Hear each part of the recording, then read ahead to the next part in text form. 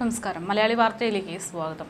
കുടുംബ പ്രശ്നത്തെ തുടർന്ന് ഭാര്യാപിതാവിനെയും മാതാവിനെയും വെട്ടിപ്പരിക്കേൽപ്പിച്ച സംഭവത്തിൽ പ്രതിയായ മേപ്പറമ്പ് സ്വദേശി റിനോയ് തോമസിനെ അറസ്റ്റ് ചെയ്തു.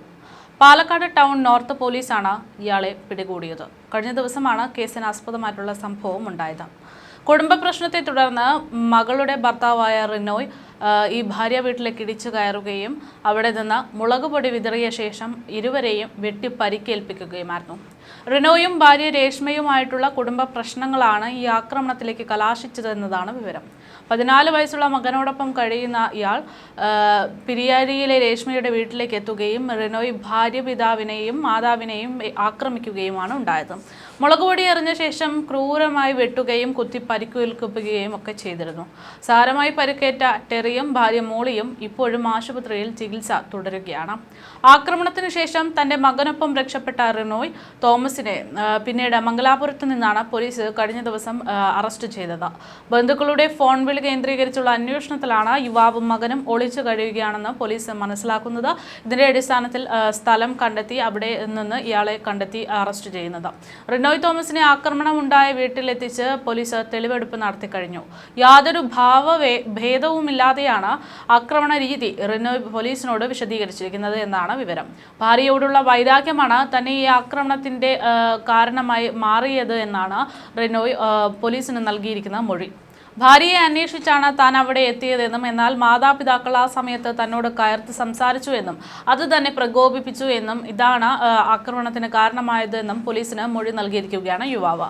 ടൗൺ നോർത്ത് ഇൻസ്പെക്ടർ വിപിൻ വേണുഗോപാലിന്റെ നേതൃത്വത്തിൽ സംഭവത്തിന്റെ അന്വേഷണം തുടരുകയാണ്. കോടതിയിൽ ഹാജരാക്കിയ റിനോയെ റിമാൻഡ് ചെയ്തിട്ടുണ്ട് എന്നാണ് വിവരം. അതേസമയം കേരളത്തിൽ ഇത്തരത്തിലുള്ള ആക്രമണങ്ങൾ ഓരോ ദിവസവും റിപ്പോർട്ട് ചെയ്യപ്പെടുന്നത് വലിയ രീതിയിലുള്ള ആശങ്കയാണ് സൃഷ്ടിക്കുന്നത്. നിസാരമെന്ന് തോന്നുന്ന പല കാര്യങ്ങളാണ് ഇത്തരത്തിലുള്ള ആക്രമണത്തിലേക്ക് എത്തുന്നത് എന്നുള്ളതാണ് യാഥാർത്ഥ്യം. അതിൻ്റെ ഏറ്റവും വലിയ ഉദാഹരണമായിരുന്നു കഴിഞ്ഞ മാസം കോഴിക്കോട് ജില്ലയിൽ നടന്നിരിക്കുന്ന കൊലപാതകം. കഴിഞ്ഞ ഒരു മാസം മുമ്പാണ് സമാന രീതിയിൽ ഒരു കൊല കോഴിക്കോട് നടന്നത്. താമരശ്ശേരിയിൽ ഭർത്താവിനാൽ കൊല്ലപ്പെട്ട ഷിബിലയുടെ മരണമായിരുന്നു അത്. കഴിഞ്ഞ റംദാൻ മാസത്തോടനുബന്ധിച്ച് നോമ്പുതുറ സമയത്തായിരുന്നു മയക്കുമരുന്നിൻ്റെ ലഹരിയിൽ ഷിബില എന്ന് പറയുന്ന പെൺകുട്ടിയെ ആ പെൺകുട്ടിയുടെ ഭർത്താവ് അതിക്രൂരമായി കൊലപ്പെടുത്തിയ വാർത്ത നാം കേട്ടത്. രാത്രിയോടെയാണ് പ്രതി യാസിർ, ഭാര്യ ഷിബില, അതുപോലെ തന്നെ മാതാപിതാക്കളായ അബ്ദുൾ റഹ്മാൻ, ഹസീന എന്നിവരെ ആക്രമിക്കുന്നത്.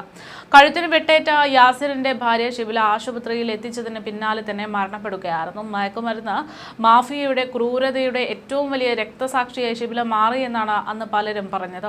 പോലീസ് ഇടപെട്ടിരുന്നുവെങ്കിൽ രക്ഷപ്പെടാമായിരുന്ന ഒരു ജീവനായിരുന്നു ഷിബിലയുടേത് എന്നതടക്കമുള്ള കാര്യങ്ങൾ അന്ന് ഇതുമായി ബന്ധപ്പെട്ട് പുറത്തു വന്നിരുന്നു. കൊല്ലപ്പെട്ട ഷിബില ദിവസങ്ങൾക്ക് മുമ്പ് യാസിറിനെതിരെ പോലീസിൽ പരാതി നൽകിയിരുന്നു. എന്നാൽ പ്രതി യാസിർ ലഹരി ഉപയോഗിച്ച് നിരന്തരം ആക്രമിക്കാറുണ്ട് എന്നതടക്കം ചൂണ്ടിക്കാട്ടിയുള്ള പരാതിയിൽ പോലീസിന്റെ ഇടപെടൽ കാര്യക്ഷമമായിരുന്നില്ല. അതുകൊണ്ടാണ് ആ പെൺകുട്ടിക്ക് മരണപ്പെടേണ്ട സാഹചര്യം വന്നത് എന്നതടക്കമാണ് അന്ന് വലിയ വിവാദത്തിന് വഴിവെച്ചത്. 2020 യാസിറിന്റെയും ഷിബിലയുടെയും വിവാഹം കഴിഞ്ഞിരുന്നത്. ഇത് പ്രണയ വിവാഹമായിരുന്നു. പിന്നീട് യാസർ ആക്രമിക്കുകയും തെറിവിളിക്കുകയും മയക്കുമരുന്നിന് അടിമയാകുകയും ഒക്കെ ചെയ്തതിന് പിന്നാലെയാണ് ഷിബില തന്റെ വീട്ടിലേക്ക് മാറി താമസിക്കാൻ തുടങ്ങിയത്.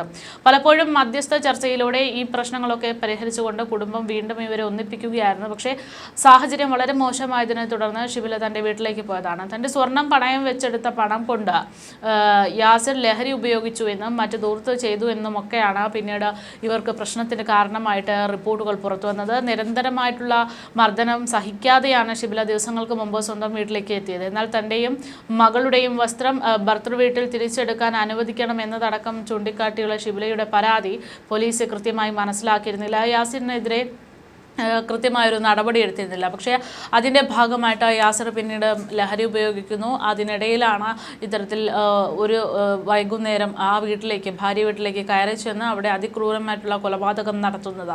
ഇതിനുശേഷം ഇതിപ്പോഴിതാ വീണ്ടും ഇതേ രീതിയിലുള്ള ഒരു കാര്യം ഇവിടെ സംഭവിച്ചിരിക്കുകയാണ്. അതായത് കേരളത്തിൽ പല ഭാഗത്തും നിസ്സാരമായി തോന്നുന്ന കാര്യങ്ങൾ മുതൽ അതിഗൗരവമുള്ള കാര്യങ്ങൾ വരെ അതിൻ്റെ കാര്യഗൗരവത്തോടെ എടുക്കാത്തത് കൊണ്ട് തന്നെ വലിയ രീതിയിലുള്ള ആക്രമണങ്ങളൊക്കെ ഉണ്ടാകുന്നുണ്ട് എന്നുള്ളതാണ്.